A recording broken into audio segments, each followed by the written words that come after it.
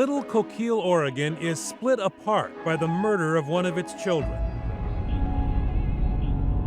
There were folks who were sympathetic to the police and thought they were doing their very best. Others were very angry about the lack of solving the crime. Nearly a decade has gone by since Leah Freeman disappeared and was later found dead. This needs to be solved. It needs to end. A town embarrassed. A full decade has not been enough time to find out what happened to Leah Freeman before her body was thrown away in the woods outside of town. It's a case that I think most people feel could have got solved back in 2000. I think it's a black sheep of Coquille. There's not one person in the town that probably wouldn't want it solved besides maybe the people that were involved in it. The case now is cold as the wind that routinely whips the coast here. Never quite closed, but according to his officers, Chief Reeves quietly suspended the investigation. Leah's unsolved murder is such a polarizing event, the town council is confronted by a packed house. We're going to try to give some much needed community support to Corey Courtwright and her family in the search for justice for Leah Freeman. The controversy helps topple the police chief. And what's next in the Leah Freeman case is the main question asked of anyone applying for his job. One of the big topics to all the candidates was, what can we do about this Leah Freeman homicide case?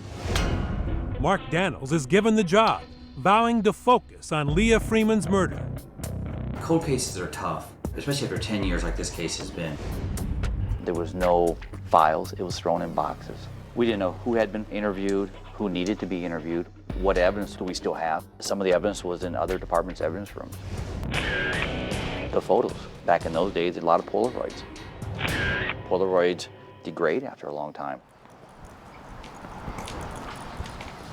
Chief Daniels, a cop from out of town, is brought here for his new eyes and new ideas and is unafraid to ask for help. We're a small community, not a lot of resources to pull from. So when he hears about a one-of-a-kind rogues gallery of crime-solving professionals that meets once a month in faraway Philadelphia. I speak 4 languages. I was the special agent in charge of U.S. Customs. I'm a ritualistic crimes expert. Symbols, rituals, any kind of bizarre mutilations. In a cold case, I'll take any resource I can to help solve this case. We believe she was shot at close range. And when we have something of that magnitude offering up services, we're jumping all over it. As a consequence, then. Yes, sir. You bring all this expertise together in one room at one time. It's one-stop shopping.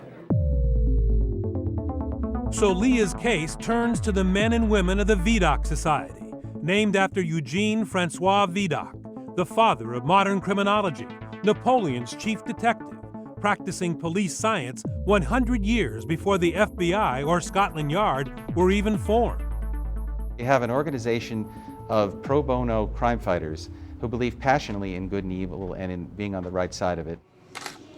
Best-selling crime writer Michael Capuzzo just finished a book called The Murder Room on these volunteer Sherlock Holmes, led by 3 friends who hate to see a murderer get away. Case has to be over 2 years old, and we have to have police cooperation. Leah's case fits that profile perfectly, so Chief Daniels flies to meet the Vidocq Society in person. To an overworked, overtaxed community who's suffered a terrible tragedy, what do they bring to those folks? Very simple, hope. Bill Fleischer is a former federal agent for the FBI and Customs, specializing in the lie detector. At least 4 polygraphs were given in Leah's case. The soul of the group is forensic artist Frank Bender, who learned his craft molding the faces of the long-gone cold case suspects at the county morgue, sculpting the dead. A friend of mine worked at the Philadelphia Medical Examiner's office, and he said, "Frank, watch some autopsies there, you can learn something about anatomy." I said, "Oh, good idea." And then there is the dark side of the trio, the thin man, Richard Walter. Piano playing, chain smoking, psychological profiler who spent years as a prison psychologist collecting firsthand the creepy inside details of murder from the killers themselves. His nickname at Scotland Yard is the Living Sherlock Holmes because he sort of looks, talks, acts like Sherlock Holmes. But he's the real deal as a criminologist. He's devoted his life to it. Richard Walter would become the point man in Leah's case. Back in Oregon, Police Chief Daniels is impressed with the Vidocq Society track record of solving the unsolvable.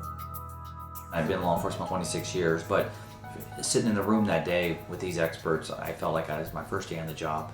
They told him about the dozens of cold cases they helped solve, including the one at Philly's Drexel University in November of 1984. All right, let's talk about the foot fetish case. Student Deborah Wilson was found strangled in a stairwell outside a computer lab. No sign of rape, her purse was not taken. But just as in Leah's case, her shoes were not on her feet. For 8 years, Philadelphia police were stumped. A great detective can help some hardworking and excellent cops possibly get to the truth. And in this case, like Leah's in Oregon, shoes would be key evidence, or the lack of them. The thin man puffed on his cigarette, dug deep into his chamber of horrors, and focused on Deborah Wilson's bare feet. Find a man with a history of stealing women's footwear. What kind of killer was this person? They use fetishes and they use fantasy. He thinks about shoes and feet and socks. Following the modern-day Sherlock suggestions, detectives find a serious red flag. A former military man, now working as a campus security guard, had been court-martialed and discharged for stealing women's sneakers. And sure enough, he And had a collection of shoes. Sure enough. Former security guard David Dixon Jr. became known as Dr. Scholl. He was arrested and convicted of murder in 1995. People think of them as wizards who sort of peep and mutter and go into a back room and come out and say he did it. It's sweet revenge. And I take great personal satisfaction in hearing handcuffs click. A vagabond group of crime fighters now giving hope, leads, and confidence to the recharged investigation into Leah Freeman's murder. Her shoe was found by the road here with blood on it. That night? That night. I would suggest to you that she was forcibly taken from that point. She got probably smashed in the face. The Vidocq Society sends its Sherlock Holmes to Oregon. You can see into the heart of darkness.